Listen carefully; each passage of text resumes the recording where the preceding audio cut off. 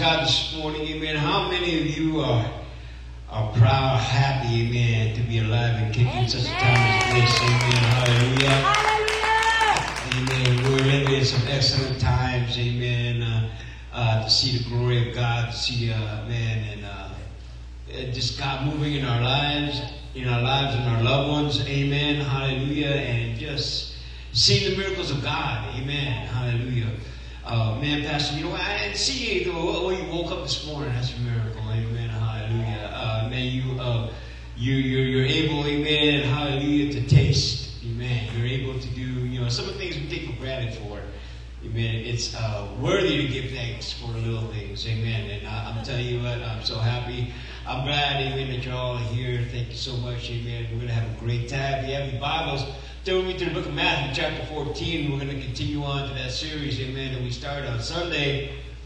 No, this is Sunday. We just started today. Amen. We started, amen, Wednesday. Amen. Hallelujah. I hope everybody had a great Fourth. Amen. You know, what was an interesting thing is that I see these fireworks stands, amen, and they sell all this stuff and everything. It's all great. Amen. But, you know, my grandkids, they're not really those things that go boom. They're more the things that go light up, amen. So I got some sparklers, amen. They're having a great old time. And then all of a sudden I see my neighbors, man, all these fireworks are going on everywhere. And I'm like, hey, where do they get these things? You know, I think Brother Eddie says, man, Vegas, you know, you buy like $100, $200 worth, man, you just pop them and all like that. I go, wow, they would travel all the way over there, get fireworks, come back, blow them up, we may spend like $200, $300. I don't know how much it costs. I know how much those sparklers cost, and I'm like, for sparklers?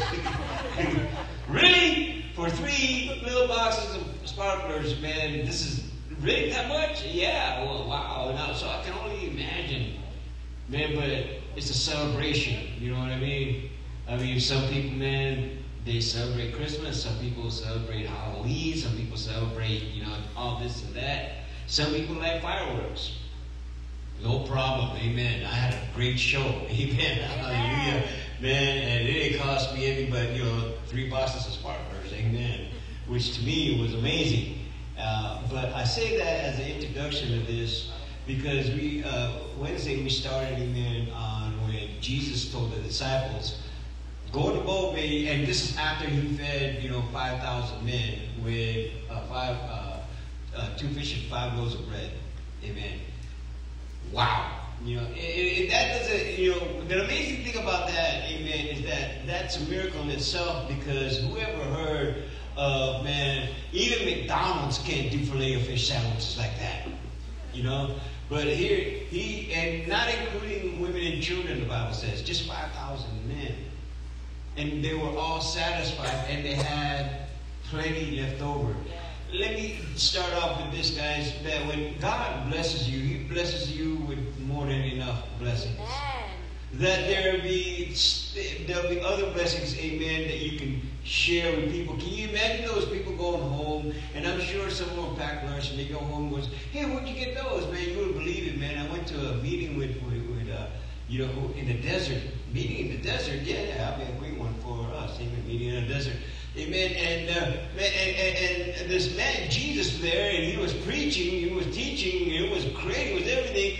But then it got to be nightfall, man. We were getting hungry. We thought we were leaving, man. He says, no, stay. I'm going to feed you guys. And, man, and all of a sudden, all these fish and loaves of bread were coming out. And this is it. Check that out, man.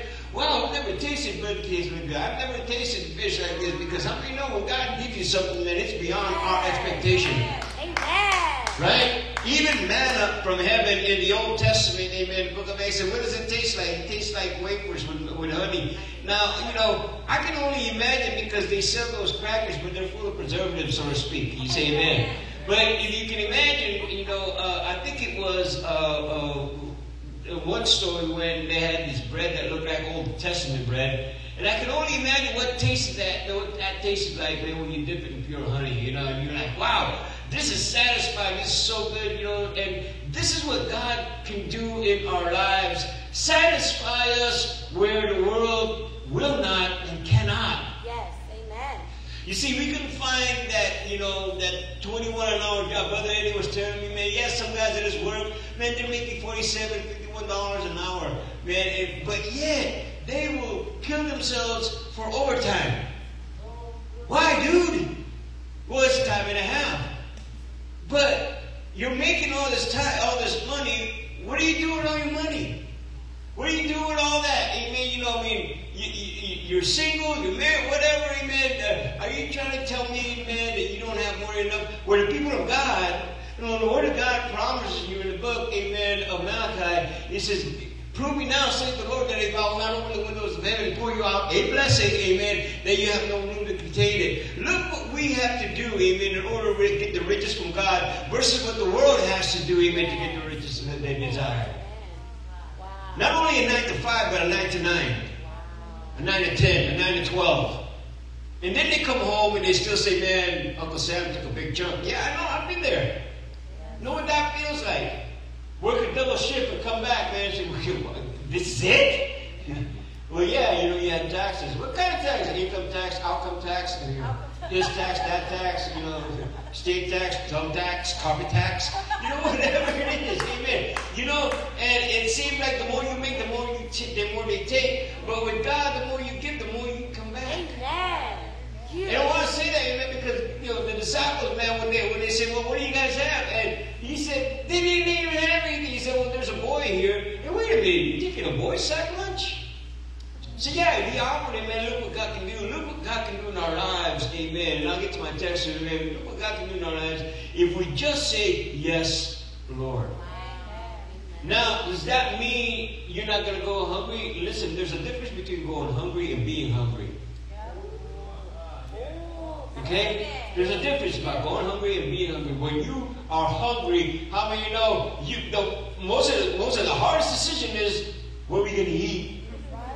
After service today, I guarantee you, you guys are going to get together. People are going to get together. I'm hungry. Okay, what do you want to eat? Somebody's going to say chicken. Somebody's going to say burgers. Somebody's going to say pizza. Oh, where do we go? Shades. You know? I mean, they got everything. You go to a buffet, they got everything. Everybody gets satisfied. Now, there's a difference about that, amen, about being that, you know, that hunger where you're like, man, as the one man said, man, I got 2 cigarettes and $20. I guess I better buy another pack of smokes. Because this flesh, amen, I want this flesh to be satisfied. This flesh is never satisfied. The Bible says, man, it's like an open tomb. It's never satisfied. You know, but with God, man, the satisfaction comes as we serve Him. That's why you see a lot of people, amen, their life is preserved because they let the stress of life go. God, this is on you. When you said, when I gave my life over to you, that you will supply all my needs according to your riches and glory. So one man said, I never prayed for a need. I believe for that need. And when you believe for that need, how many know God says, oh, I'll meet that need. Now, tell me what your heart's desire is. Because I will give you the desires of your heart because you have abided in me. Is it wrong to desire a brand new car? I don't think so. Why not? Because I want a brand new car. What's wrong with that? What's wrong with asking for houses? What's wrong with asking for things? What's wrong? As long as those things don't possess you. You possess those things. We had a man, he come in, I think it was a lowrider, I think it was like 63 Impala or something. Nice, beautiful man, original man, all cool. But he spends his Sundays cleaning his car for car shows. To me, I kind of look at that and says, man, you worship that car that can't even clean itself? My bad, sorry, I didn't mean to disappoint you, didn't mean to get you mad. But that was your man, that was your joy, that was your crown joy. And you know this car has been pictured, you know, they took pictures of this car. You know this brother, they took pictures of him too. But it had a number on the bottom. No, I'm kidding, stop it. Took a side profile. You know, but this is the thing, you know, when we do this, you see, I'm getting paid for this because when the disciples got into the boat to go to the other side, because Jesus said, I'll meet you to the other side, they saw the miracles that were taking place. They saw the people being fed. They heard the word of God speak. They saw the life, even of the words spoken unto them. They have all this. And Jesus said, get on the boat. I'll meet you on the other side. Now, I can only picture this, guys. It's a lake. If you ever been to Paris Lake, amen, Paris, whatever it is, there's another side. So I can picture Jesus on one side says, hey, I'll meet you on the other side. I'll catch up to you. Go ahead, amen. And the disciples being obedient. Well, you heard what he said. Let's go. They start going. How many know, amen, you can be having a smooth time, amen, a fantastic time. But church, friends, brothers, sisters, man, folks, yo man, amen. Storms of life do come. Things happen. Why? Because we serve in a fallen world. Things happen, all right? Not taking that away from you, all right? But the disciples, amen, they were expert fishermen. They were expert ocean dwellers. I'm sure as they were rowing, they said, doggone it, here comes a storm. Here comes a storm. We can't go around it. It's too much. Look at Peter. Look at this. Look at the cloud. Peter was probably saying, amen, because he was a fisherman. He said, yeah, all right. What are we going to do? Okay, man the oars. Here we go. We're in for a struggle, all right? Everybody take your turn. When you feel like, husbands and wives, you come home, man, and your husband, you come home, or wife, you come home, and your significant other's waiting and ready for an argument. You open the door, glory to God, I'm going to the store. Parents, you get that note from school. Oh, we used to. I don't know about now. Amen. Hey, little Johnny, little Susie been acting up. God, and they get home. I grew up in a time where if I got in trouble in school, the whole neighborhood beat me. Amen. Because everybody was raising me, was helping raise the other kids, And I heard what you did, what the heck, what did I do? Well, how did you hear about it? Man, you know what? No, your mom knows. Your dad knows, man, you got the stitches. Oh, yeah, come on in. It was just that way. Amen. You know how they say it takes a village to raise a kid? Well, that was a pretty big village where I was coming from. Amen. I couldn't even lie. I couldn't even say, no, it was Johnny that did it. I was just with him. No, they saw you do it. I say that again, amen, to get you to a place where things of life happen. It happens. Things happen. Yeah. Right? We get a ticket for breaking the law. We get a ticket for overpopulation. Things happen. But it is in those times, because it's easy to serve God when everything's going good. Got paid. You went to the market. Oh, look, the steaks are on sale. Right? Whenever you want, it's on sale. 50% off a coupon. Hey, let's get. And now it's so easy, you don't have to click them anymore. You just have them on your phone. I went to go get some cherries for my grandkids, and then my wife said, "Yeah, get the coupon on your phone." Yeah, click the coupon. Give me the phone. Here you go. What do I do? Show it to the teller. Hey, guy, I got a coupon for that.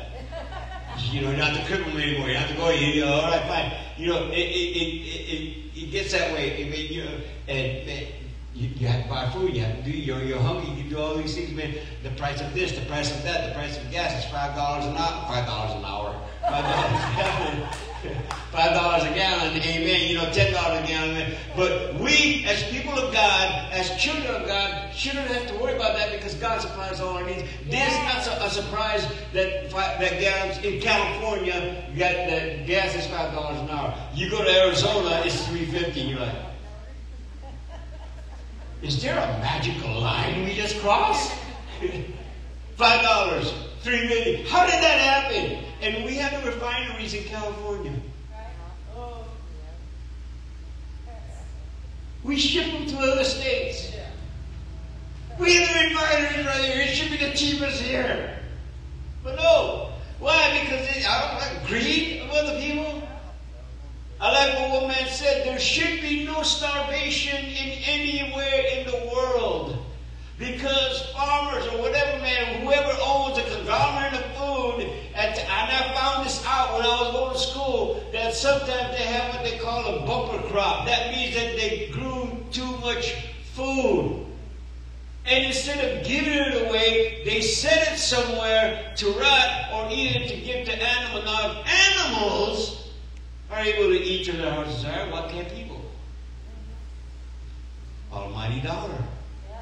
You want me to feed the starving kids? Pay me.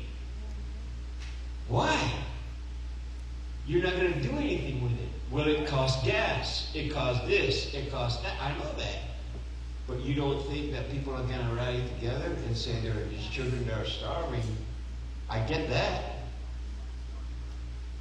But to have an epidemic of that? So we have here the disciples seeing this miracle, seeing everything happen. Jesus commanding them, go in the boat, I'll meet you on the other side. Has God ever told you something? Amen. Hey, great service. Hey, great prayer. Great amen. All right. Hey, you got to go to work now. I'll meet you at your job. From here to your job, amen. You ever feel like something like all of a sudden like, you ever had a great prayer, man? Then you step into your job, whatever, man, and people are acting a fool, and you're like, here we go. Instead of saying, you don't scare me. No, the presence of God that's with me is going to overcome the presence of whatever that is. Amen. See, we change the atmosphere when we enter a room. People of God, children of God, change the atmosphere. Amen. I dare you, because it happens to me all the time. Yes. I go to a restaurant, there's nobody there. Within 15 minutes, that restaurant's full. I said, if I ever go to another restaurant that's empty, I'm going to go up to the manager. I said, in 15 minutes, this restaurant's going to be full. When it happens, I want my meal free. Because I just brought you business. I can't wait, man. I'm going to remember, and the next time I go, hey, over here, sit right here. Sit right here. Man, we've been having a slow day. Sit right here. Call the other people in, because other people are going to come in. Amen. Go over to the other side. I got you. I got this. Amen. So we're going to start here in verse, 14? Verse 22. Amen. Come on, where'd you go? Amen. 22. Amen. Hallelujah. It says, immediately Jesus made his disciples get into the boat and go before him to the other side while he sent the multitudes away. And when he had sent the multitudes away, he went up the mountain by himself to pray. Gotta get that. Gotta get that. Amen. You're ever in this place and you need to make a decision, please, I advise you, get the mind of God. Get the mind of God. Get the mind of God. Should I get super-elated or unleaded? Say, Lord, you lead me to a place, God, where the gas is cheaper. But don't drive around the entire state of California while you're on E, all right? And I'm just saying, get the mind of God, get the mind of God. Now, when evening has come, he was alone there, but the boat was now in the middle of the sea, tossed by the waves, for the wind was contrary. Now, on the fourth watch of the night, Jesus went to them, walking on the sea. And when the disciples saw him walk on the sea, they were troubled, saying, it is a ghost, because, as I said in the footnote, whenever sailors saw that and they thought it was a ghost, they automatically assumed that they were dead. Because a lot of people don't see ghosts. So they thought they were dead. That's why they were so fearful. It's a ghost. We're dead. We don't even know it. Peter, John, we're dead. You know that, right? Andrew, shut up. We're not dead. It's Jesus. No, it's not. We're dead. The guy can't walk on water. All right? You try to tell me that Jesus can walk on water? Apparently so. There he is. And when the disciples said it was a ghost, and when they cried out for fear, but immediately, they cried out for fear, but immediately. Oh, please catch that, church. Please catch that, because the devil likes to say, boo. It gets you to be afraid. The devil will like getting down, never work. You can never serve God. You want to do what? No, that's not going to work. But immediately, God, he said, but immediately Jesus spoke to them saying, be of good cheer. So what does that mean? Fear takes away your joy. Amen. And the joy of the Lord is your strength. Amen. When you stop having joy and servitude of God or in being with God, something takes place. Just like a marriage, amen, when the joy is gone, amen, there's something about that, man, when there's something missing in that marriage. There's something missing in that relationship with God. When the joy is gone, amen, in serving God and living for God, dread comes in. Yes. All of a sudden, it is more just an active walk than it is a cheerful walk. Wow. Huh? How many here, man, love going to amusement parks? You know, Disneyland, 90 Mile, all that stuff. Yeah. Man, love it. Yeah. Go with my grandkids. We're walking everywhere. Man, I'm like, okay, let's go. Oh, what on right? Yeah, let's go on right. How long is the ride? Oh, 45. You know, how long is it going to wait? Oh, 30 minutes. Love it. You're not even thinking about the ride. Not thinking about the line. You're having fun. You're having joyful things, memories. I love going to those things and watching. Man, last time we went, we took Brother Jesus with us. Never went to, where did we go? Not, never been there. Man, we went on the Ghost Rider, right? Ghost Rider. Man, I didn't go because I didn't want to, but, you know, they were there in line. I see him and I go, he has no idea where he's going. I'm waving with him, man, and I'm looking around. Yeah, this is going to be good. I knew when the brother went on. Because I hear, whoa! That sounded like Jesus. Oh! Yeah, that's a brother, all right. But after the ride was over, you think that one came up? Oh, no, that one came out like, yeah. Yeah. Number one, he conquered whatever it is he was going through, he conquered it. Number two, he had a great time. Right? He wasn't coming up, Pastor, go ahead and have him do that again. I don't care what you say. I don't care if you just told me. Dude, he's having a great time. Now, I say this, amen. Fear is but a moment until you realize that you can overcome that fear. Yeah. Fear is but a moment. Amen. It is in that moment of fear the enemy will work in you, telling you to stop. If you stop this, the fear is over. No, but if you go through it, the fear disappears. Understand the difference. If you don't go through it, then the fear is over. Yeah, but it'll come back up again. But when you go through it, the fear disappears because it no longer has a grip on you. Amen. Yeah. Right? Right. Just say it. Amen. So they're going to be a good cheer. Do not be afraid. And Peter answered him and said, Lord, if it is you. Not sure it is, Lord. Even though I know your voice. Even though I answered you. Not sure. If it is you. But check out the way he wants to confirm that it's Jesus talking to him. He didn't say, if it's you, stop the storm. If it's you, can I get a new paddle? If it's you, throw John overboard. If it's you, I want to do that. If you called me to this, I want to do signs, wonders, and miracles. If it's you, then I want to see you perform these things before me, in front of me. If it's you, I want to see my family saved. If it's you, I want to see my family healed. If it's you, I want to see. If it's you, Lord, if it's you, God, and you call me to this, you said that I'll never have a need. So, Lord, I'm expecting never to have a need. If it's you, Lord, bid me, command me to come to you on the water. Let me do that. Let me walk that. Let me walk where no man can walk without Christ. Let me do the supernatural. Let me do, when I first laid hands on the sick and they recovered, amen, I didn't say, oh, powerful name of Abraham. I take my mighty hand and put it upon your head. Let me know healed. Lord, you got to do this.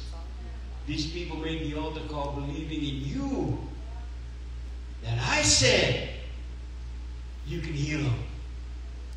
So, Father, in the name of Jesus, touch every single person here. One time we prayed, amen, man, and they were like, bam, bam, bam, bam, bam, manifested here, manifested there, being healed here, being healed there. My wife had to come get me. Hey, we need help. We got people here, man. Going here, going there, doing this and doing that. And man, I tell you what, the whole church was falling out. The whole church, man, experienced the love of God, the miracles of God, amen. And then I said at the end, man, Lord, it is you.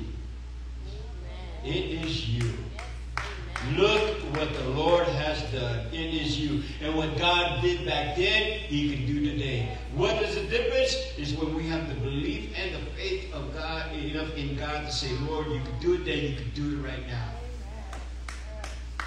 And you see, church, amen, when Peter said, if it's you, bid me, I'll come to you, amen, Jesus didn't look at him, Peter, really? Really, Peter? You don't know it's me? Peter, really? After everything that we've gone through, you just seen the miracles that I did, right, Pete? Yo, Pete, right? You just see people get fed, right, Pete? Right? Right? You were there, right, Peter? Peter, were you there? Were you there? He didn't say, he didn't even judge me. He just said one thing. He just said one word. He said, come. If it's you, you ask me, man, come on. He said, Peter, you're not worthy. You stay in that boat, boy. You're not going to get to do this. You stay there. And he did. He didn't say he was there. He said, man, come. And when Peter had come out of the boat, he walked on the water to go to Jesus. Father, be glorified. I thank you, Lord, for your word. I pray now, Lord, you be edified, Lord. You be lifted up. I praise you. Give all the honor and glory in Jesus' name. Amen and amen. Hallelujah. He said, one man wrote this, comfort zones never birth miracles. Comfort zones never birth miracles. When you're comfortable, it's kind of like, you're okay. It's kind of like that rich man. Look what I've done. Look what I possess. Look what I made. Look at this. And then the Bible says that, fool, tonight your life will be required of you. That's right. I heard an amen from my grandchild. And just those things happening. Amen. Peter saying this. Amen. He said, man, and he said, you can't walk on water unless you get out of the boat. Unless you get out of that thing where you feel safe at. You cannot see these things happen unless... Now, that's a far cry from what they taught me when I was in the Navy. They said, never leave the boat.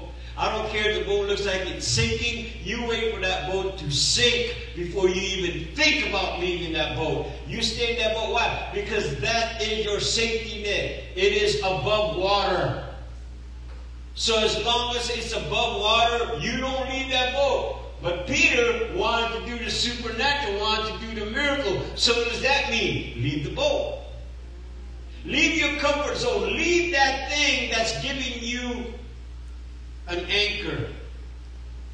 Sometimes it's our own understanding. And we look to other things because of our own understanding. We had a Bible study, Men's Bible study, amen, that today, amen. People, how did this happen to be that all of a sudden, one time or another, everybody believed in Christ, but now we have different denominations and different things? Well, somebody, amen, down the line says, you know what, I believe this is the way, I believe this is the way. But what happened to Christ being the way? Come on. What happened to God being the way? All of a sudden, just because this boy, I'm a Apollos, I'm this, I'm that, just because, you know what, man, this guy did this guy did that, this guy moving here, this guy moving there, this guy doing this. Yes, but where did God lead you? What did He lead you to do? You were on that boat, man. You were in this boat, man. You were with the other disciples. Not one time do I read anywhere saying, man, you know what, John, you don't know how to row, bro. What's that? My fault is Andrew's. Why? Andrew gave me the smaller paddle. Oh, get the heck out of here. You know what, man? Bartholomew. He was a disciple. I should be in the front. Judas, was probably counting change. You guys go ahead and argue. The one with the two. I got the money. Everybody was in the same boat. Everybody had this thing in mind. How are we going to get out of this alive? Put everybody in the same way and let one boat there. I bet you, man, we're not going to worry about whether, man, Pastor combed his hair or not. We're not going to worry about the color of my socks. We're not going to worry about any of that. We're going to be worried about, man, keep this boat afloat. Because that water's over my head. And I don't know how to swim. See, there's a time, amen, we said, man, you can't walk on water unless you get out of the boat. We tell you to get out of the boat, but you can't walk on water. What does that mean? He says, man, it's risky having faith. Both are sacred. Why? Because it's meant to float. You and I can only float. One thing that they taught me, man, is you can stay afloat on your own for about 30 minutes before you start giving up. And if you don't see anything over the horizon within that time, there's something about you that's spiritually done. But then they train you, don't give up hope, don't give up hope, don't give up hope. Whatever you do to your last breath, don't give up hope, don't give up hope. I could say that all day and all day, Sister Genesis, amen. But none of us here really go through the exact same thing at the exact same time. So I stopped saying, I know how you feel, because I don't know how you feel. I can only imagine how you feel. Why? Because I'm thinking, man, if that was my situation, how would I be feeling? So I can only imagine how you feel. I can only imagine how you feel not having any money right now because I have a few dollars in my pocket. How much do you have in your pocket? None yet. Take that. I'm just kidding. But you know, you get my drift, right? I don't know. I can only imagine how you feel because you found out some news about your health. I can only imagine how you feel because you woke up. I can only imagine how you feel. Like I can say, they can only imagine how I feel because of what I go through. We cannot go through the same feelings at the exact same time or even for the exact same reason because we all have different ways to cope. I was telling Brother Gilbert, amen, hey, I know, man, sometimes things hit me and it takes a few days for it to register. It's like when you say, well, like, you know what? I mean, why is your head hurting? Oh, I forgot. I bumped my head. Really took you that long. Sometimes something happens to guys and we want to act cool, right? Boom! And we walk away. 4 or 5 steps later, hey, that hurt. We realize, amen. So the thing is that, man, I'll get at is that, man, faith is risky. In order to have that, we have to get out of the boat. We have to get out, amen, of our comfort zone. But listen to me. We don't get out of our comfort zone in a sense where it's like we make a comfort zone. Kind of like, man, I love sleeping on the floor. But because I'm so used to sleeping on the bed, and I'm older now, my mind goes, what are you doing sleeping on the floor? When I was a kid, man, I grew up sleeping on the floor. And to me, it was comfortable. I had a pillow and everything, but now it's like, geez, what am I doing sleeping on the floor? I don't even call it wisdom. I think you call it over there, however it is. But you realize you don't have to do these things anymore. Why am I still doing it? And I say that because, man, having faith is risky. We can become so comfortable with the safe. And I say that because here's the other side of that coin. If we get too antsy, everything is risky. If we get too comfortable with that, well, I can't wait, I gotta do this. That's when we say, don't jump out of the boat, man. Now you're too antsy. Now all you want to do is you want to change because you're bored of the scenery. How many here drive to work? Amen. How many here are so used to the drive, man, that you notice that you're lost already before you even know, before your body knows that you're lost? Do you know what I mean? We're so used to the way we go. We're so used to the things we do. And then how many here we have GPS? How many of you trust your GPS? Come on, don't lie. You don't. Make a right here. No, I'm supposed to make a left. Or to you guys, but your GPS is telling you because of satellites that there's a road closure, but you don't want to listen to that. You know where you're going. You know what you're doing, so you're going to do what you do. Why did you turn on your GPS? All right, Google, take me home. Make a right here. No, Google, you're wrong. Make a right here. Google, tell me again. Turn left. I don't care. Turn left. Then you have a road closure and Google comes out. I told you. You listen to me now? Make a right here. Jeez, yes, ma'am. Yeah. We get, it is risky, but it is the kind of risk that God sees us. The only risk is because of our unbelief. Fear keeps you bound. The other disciples stayed on the boat. You ever notice that? No other disciples said, "Man, hey Peter, you crazy? I'm just because I get that way. I get that way. I get I try to understand the conversation that's taking place. Jesus, if it's you, bid me to come out to you. Come on, Peter, what are you doing? I'm getting on the boat. Why, man? Jesus said, you remember what I said? If it's Jesus, man, he can call me out. Man, you're crazy, bro. You're crazy. That's water. You don't float on water, bro. Yeah, I know. But Jesus is the one calling me. Yeah. How do you know it's Jesus? How do I know? I just asked him for something. He said, yeah. See, sometimes, amen, what happens, church, amen, is we want God to move, but we want God to move, amen, without us hearing from God. And we think we hear from God because we want to move so bad that we don't wait on God. Lord, if it's you, make that motorcycle become on sale. Come on, man. You know that every Tuesday the Harley Davidson holds a sale. And when did you ask him? On a Tuesday. Oh, it must be God. No, you manipulated that, knowing that there's going to be on sale on Tuesday, and you asked on Tuesday. Why don't you ask on a Thursday? Oh, man. Sometimes we can manipulate God because we already know the outcome to that answer and say that it's God. Lord, if you want me to marry this girl, let her wear a red blouse when she comes into the door.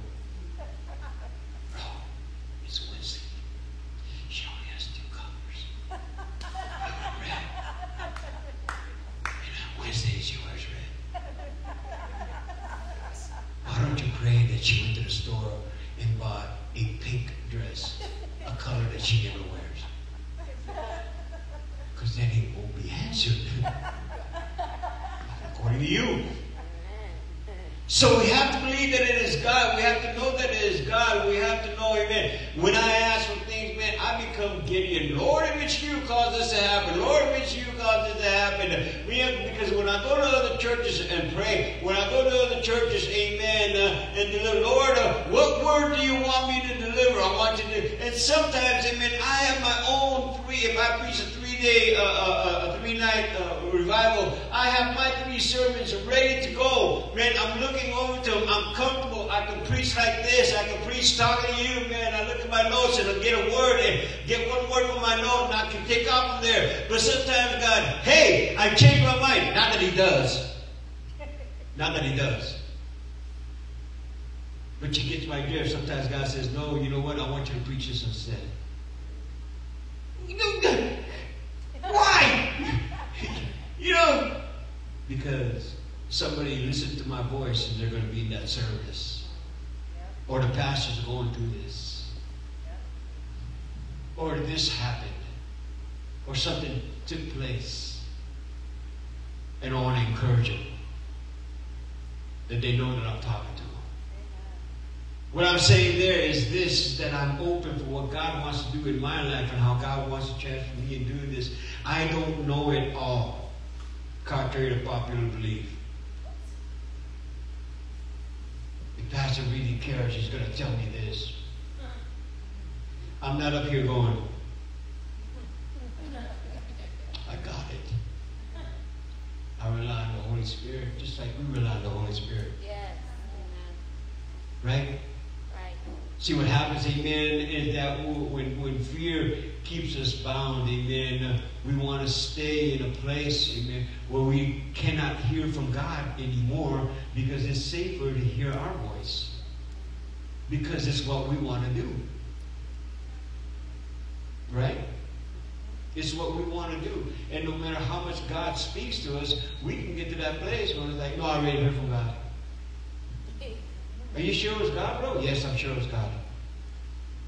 But will God really tell you to do that? Why wouldn't He? Why wouldn't He? Well, number one, it's going to lead you away from Him. Number two, it's going to lead you away from the plan that He has for you. Didn't you just say, and weren't you just convinced? Give you a case in point. Bro, what happened to your calling? I thought you said that God called you to be a minister. Yeah, but He changed His mind. Did He change His mind or you changed your mind? Did He really change His mind? Or did you figure out something? What was that, bro? What did I figure out? That you're going to have to walk a fine line in order when you're called by God. Not a perfect line, a fine line. Because the enemy is always trying to knock you off. Have you ever do a straight line and try to walk it, and you have to walk like this, looking at the line? Try this. Do you know why cops tell you, man, if you're not done, put your head up?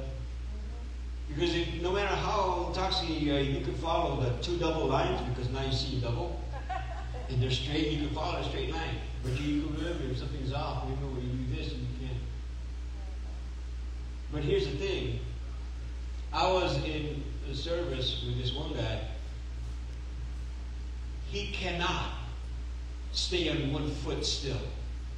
He loses his balance and he sobers it. He will lift his leg and he starts hopping around. I'm sorry, bro. You can't do that? He said, no. I go, what are you being trained to do? Fire missiles. Oh, no, you're not. You can't stand on one leg and you want to fire missiles? Do they know about this? Yeah. But, you know, I get this point to you because, you know, God, fear keeps you bound. Fear keeps you that place. But it also, man, wants us to think ahead of God. And instead of waiting on God, we want to find that comfort. Because after all, there's a storm. And although we're safe in the boat, although we're fine in the boat, we're not sinking, we're not drowning. Something in us says it's time to go. If I thought that way in my marriage, I would have left years ago. I'm just being truthful. I'm sure she would say the same thing. If I would have thought that way, I would have been like, I'm a grown man, man. You talk to me like that. Yeah, what's the matter with you? Man, when I'm coming into this house, you better have this house cleaned. You better have my food on the table. You better be, I better be comfortable.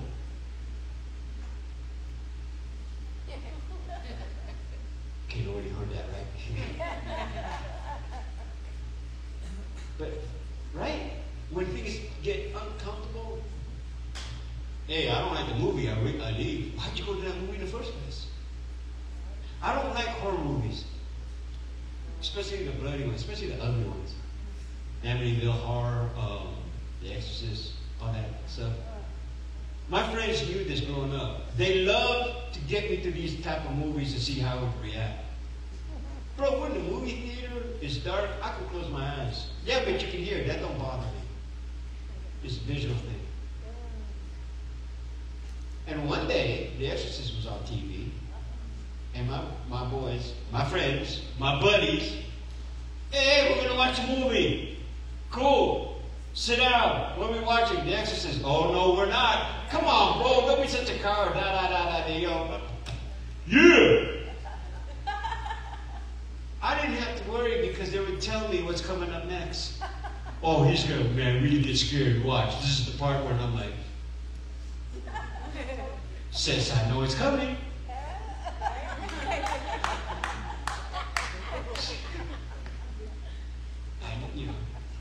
But but fear, amen. Let me get back to this. Fear, amen. It keeps you from moving forward. It keeps you bound. But see, the devil knows exactly how to work this fear in without it being called fear.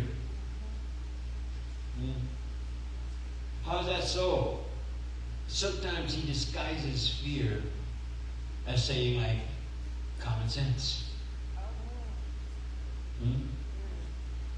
But everybody knows common sense. Common sense, amen. Don't go inside the jungle with a roaring lion because he will devour you. Right? That's not fear, that's common sense. Fear is hearing a roaring lion when there's no roaring lion to be afraid of. When all you hear is like, hey, you better leave, man. You're going down. Hey, you better leave. Hey, you know what, man? You're dead. Hey, yo, all these roaring, all these things. Hey, you know what? This is, hey, don't do it. Don't you answer that call. You know what? Look what happened. Man, Pastor lost all that weight. He used to be doing it in 60. Now I'm just wondering, man, you know why? Because he...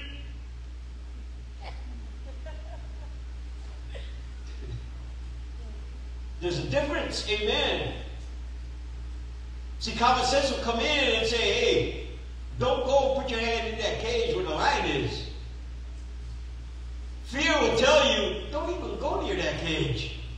But he's in a cage. We've been to a zoo. I don't trust that distance between those wild animals. If they're out in the open, and I go and I say, wait a minute, a natural lion can jump over that, right? It can jump over 10 feet. That's only like 6.5. Oh, no you don't. This is about 10 feet. Ain't you gotta come closer? I can see him fine from right here. Oh, you're being afraid. No, that's common sense. If that lion decides he wants to get something to eat, well, you know they don't eat. Yeah, save it, buddy.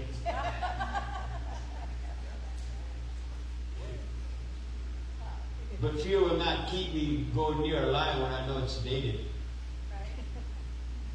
When it has no teeth.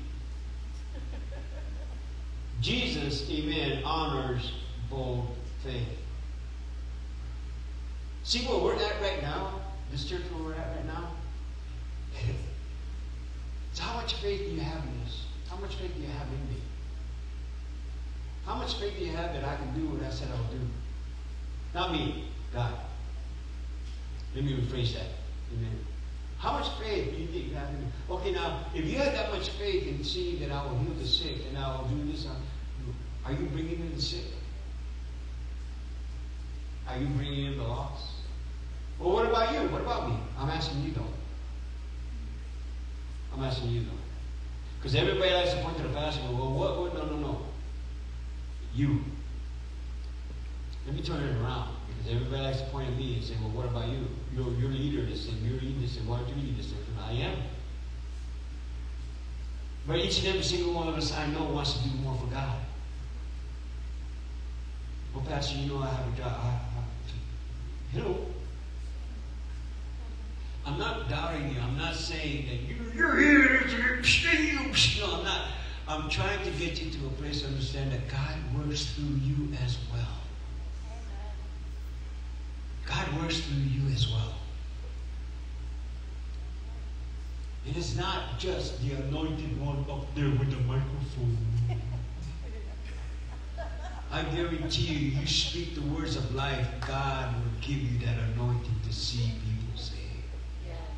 I guarantee you, you open up your mouth to testify to the things of God.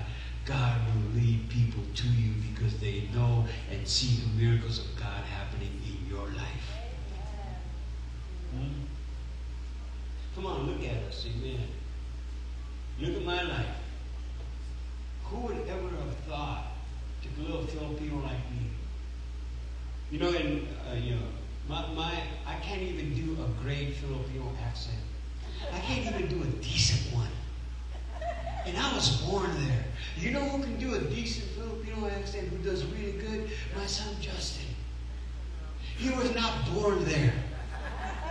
He was not even raised there. He was raised here.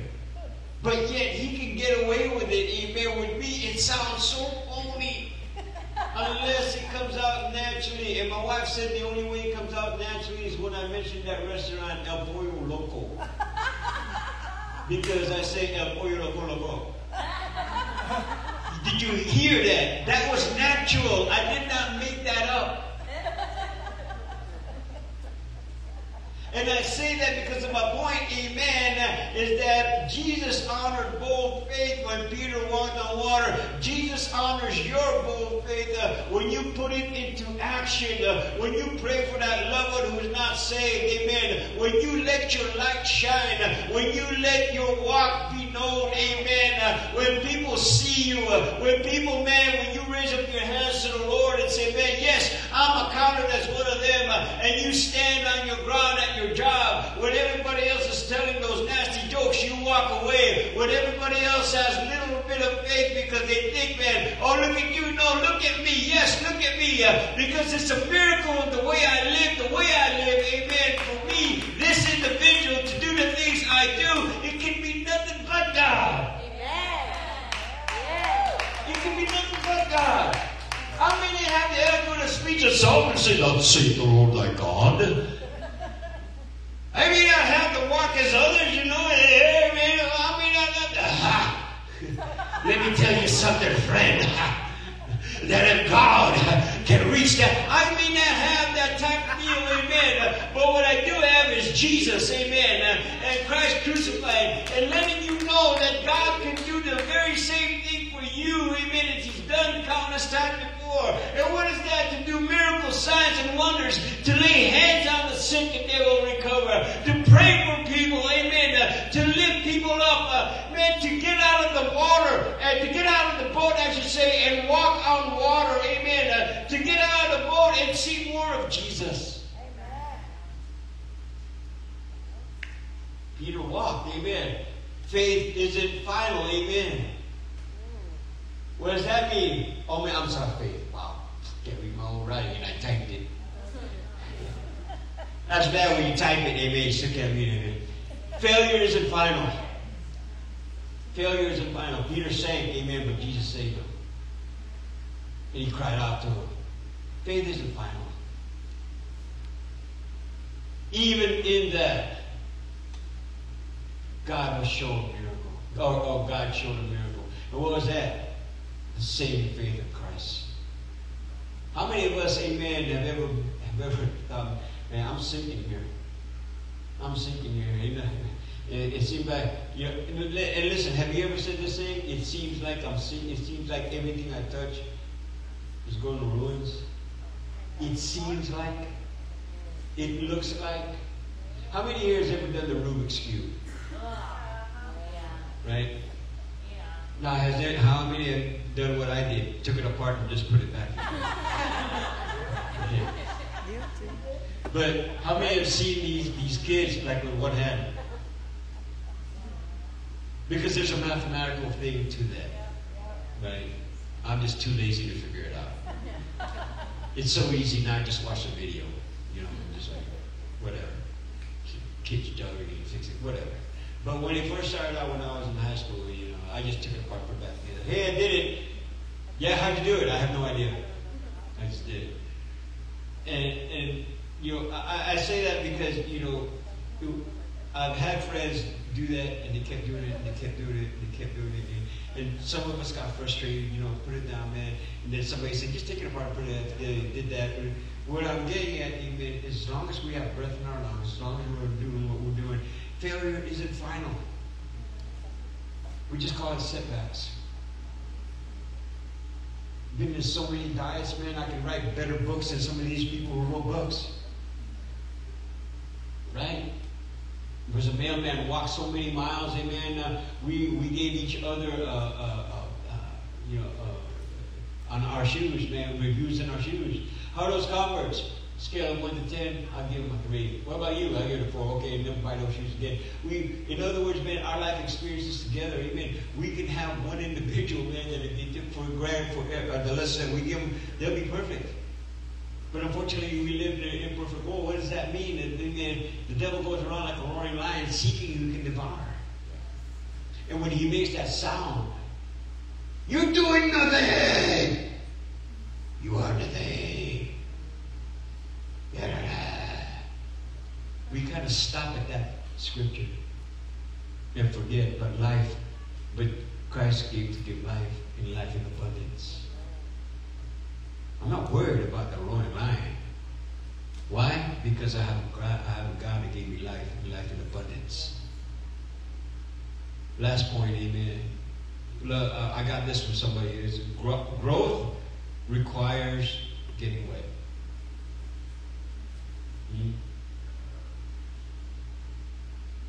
You learn from stepping out.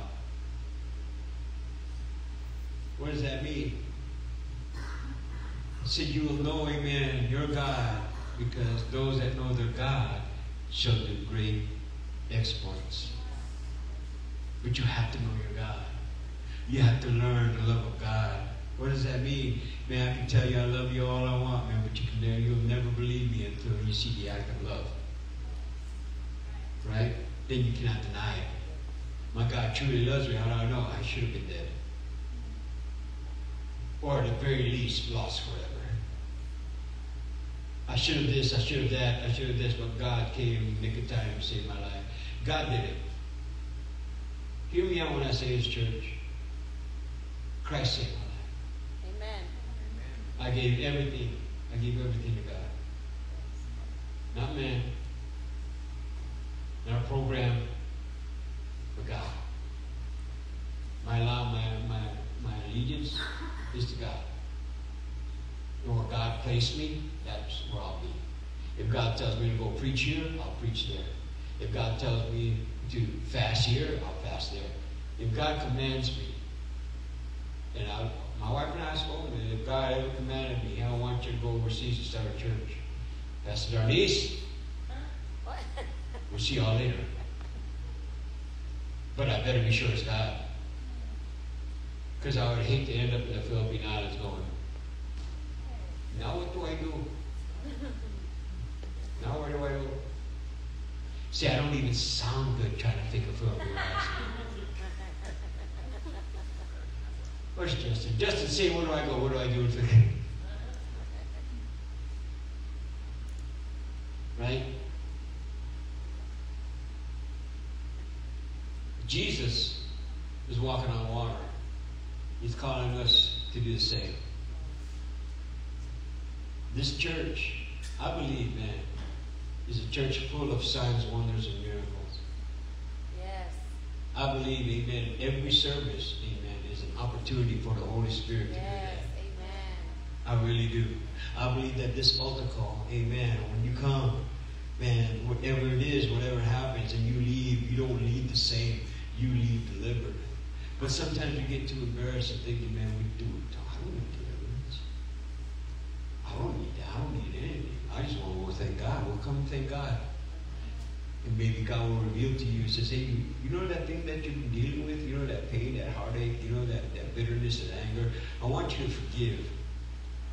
What? You know why you have that backache? Because you're always angry. What?